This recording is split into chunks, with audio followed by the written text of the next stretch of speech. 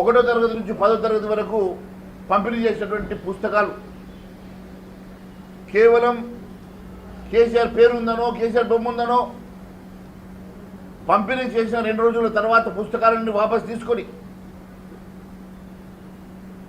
మళ్ళీ కొత్తగా ప్రింట్ చేసే ప్రయత్నం చేయడం ఇది చాలా బాధాకరం. ఇది రాష్ట్రం మీద పెను భారం మోపబోతుందన్న సంగతి నేను తెలియజేస్తా ఉన్నాను. ప్రభుత్వ ధనాన్ని దుర్వినియోగం చేసేటువంటి అధికారం మీకు లేదు. మరి 6 నెలల నుంచి బ్లూ ప్రింట్ ఇచ్చింది మీరు. మీ అధికార నిర్లక్ష్యం వల్ల అక్కడ కేసీఆర్ బొమ్మ వచ్చిందో కేసీఆర్ పేరు వస్తుందో మీరు పుస్తకాలను వాపసు తీసుకొని మళ్ళీ కొత్తగా ప్రింట్ చేయించాల్సినటువంటి అవసరం ఏమున్నదని చెప్పి మేము ప్రశ్నిస్తున్నాం. ఒకవేళ మీరు ఆ పుస్తకాలని జరిగిన తప్పిదం వెనుక ఉన్నటువంటి అధికారులను బాధ్యులు చేయాలా, దాని మీద విచారణ జరిపించాలా తప్ప ఈరోజు జరిగిన దానికి పుస్తకాలన్నీ కూడా వాపసు తీసుకొని ప్రభుత్వం మీద పెనుభారం మోపడం ఇది మంచి పద్ధతి కాదు. ఏ పేజీ మీద అయితే మీరు కేసీఆర్ గారి పేరున్నదో బొమ్మ ఉన్నదో దాని వెనకాల మీరు చూసినట్లయితే జాతీయ గీతం ఉన్నది, ఫ్లెడ్జ్ ఉన్నదని చెప్పేసి మాకు సమాచారం వచ్చింది.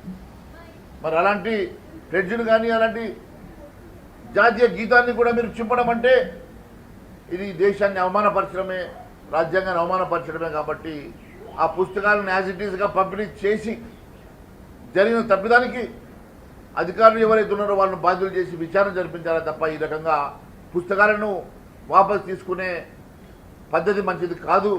ఇదే మన పక్క రాష్ట్రంలో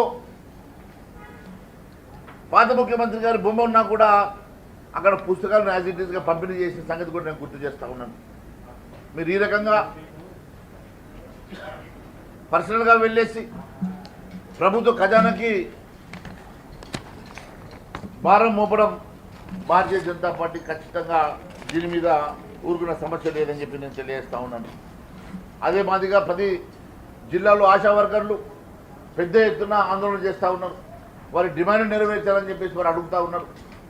మరి ఆశా వర్కర్లు గతంలో మీరు ఆశా వర్కర్లకైతే ఏంది, ఫీల్డ్ అసిస్టెంట్లకైతే ఏంది, గతంలో మీ మేనిఫెస్టోలో మీరు ఇచ్చిన హామీల మేరకు ఉద్యోగ భద్రత, వారికి మినిమం శాలరీస్ ఇస్తామని చెప్పేసి ఏదైతే ఒప్పుకున్నారో అది వెంటనే చేయాలని చెప్పి డిమాండ్ చేస్తూ ఈ రకంగా మీరు ఇష్టానుసారంగా మీరు నిర్ణయాలు తీసుకొని ప్రభుత్వ ఖజానాకి మీరు గండి కొట్టే ప్రయత్నం చేస్తే ఊరుకునే సమస్య లేదని చెప్పి మరొకసారి తెలియజేసుకుంటూ ధన్యవాదాలు తెలియజేస్తున్నాను.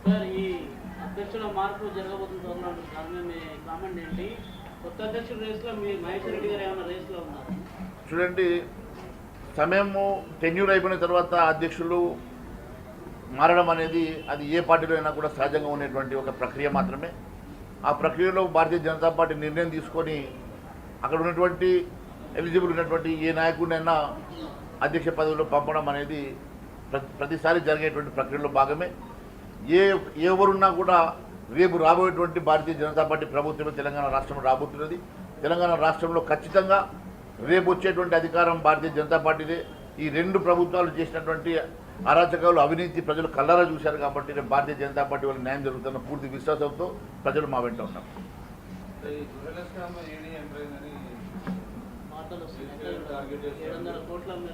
చూడండి, స్కామ్ జరిగినప్పుడు, అవినీతి జరిగినప్పుడు, అక్రమాలు జరిగినప్పుడు తప్పకుండా మరి వ్యవస్థలు పనిచేయడం అనేది సహజం. తప్పకుండా న్యాయ వ్యవస్థ కానివ్వండి, పోలీస్ వ్యవస్థ కానివ్వండి, ఇన్వెస్టిగేషన్స్ కానివ్వండి, దాంట్లో భాగంగానే జరిగేటువంటి ప్రక్రియలో భాగమే అదని చెప్పి తెలియదు. తెలంగాణ రాష్ట్రంలో ప్రభుత్వం ఏర్పడి 6 నెలలు గడిచినప్పటికీ ఇప్పటివరకు ఇచ్చినటువంటి హామీలు నెరవేర్చక 420 హామీలు నెరవేర్చని ఈ ప్రభుత్వం మీద, ముఖ్యమంత్రి గారి మీద 3 రోజుల క్రితమే నేను బహిరంగ లేఖ రాసిన సంగతి నేను గుర్తు చేస్తున్నా. మరి ఈరోజు ఇదే ఆంధ్ర రాష్ట్రంలో గౌరవ ముఖ్యమంత్రి చంద్రబాబు నాయుడు గారు అధికారం వచ్చిన కొన్ని గంటల్లోనే 5 హామీలను నెరవేరుస్తూ సంతకం చేస్తే దాంట్లో సామాజిక వృద్ధాప్య పెన్షన్ల 2000 నుంచి 4000 రూపాయలకు పెంపు వారు ఇమీడియట్గా ఇంప్లిమెంట్ చేసే విధంగా సంతకం చేసిన సంగతి నేను గుర్తు చేస్తూ ఉన్నాను. మరి అదే తెలంగాణ రాష్ట్రంలో వృద్ధాప్య పెన్షన్లు 2000 నుంచి 4000 రూపాయలు చేస్తారని చెప్పేసి మేనిఫెస్టోలో హామీ ఇచ్చినటువంటి ముఖ్యమంత్రి గారు వెంటనే పదవి ఎక్కిన తర్వాత వెంటనే అమలు చేస్తా అని చెప్పి ఇప్పటికీ 100 రోజులు దాటి 6 నెలలు దాటి ఈరోజు వరకు కూడా మరి వృద్ధాప్య పెన్షన్ల సంగతి మర్చిపోయిన రేవంత్ రెడ్డి గారికి కనీసం పక్క రాష్ట్రంలో ఉన్నటువంటి ముఖ్యమంత్రి గారు ఏ రకంగా అమలు చేస్తూ ఉన్నారో వారిని చూసైనా సరే మీరు మనసు మార్చుకొని వెంటనే ఇంప్లిమెంట్ చేయాలని చెప్పి నేను కోరుతా ఉన్నాను. మరి వారి పరిస్థితి కూడా ఆ రాష్ట్ర పరిస్థితి కూడా అప్పుల భయంలో ఉన్నది.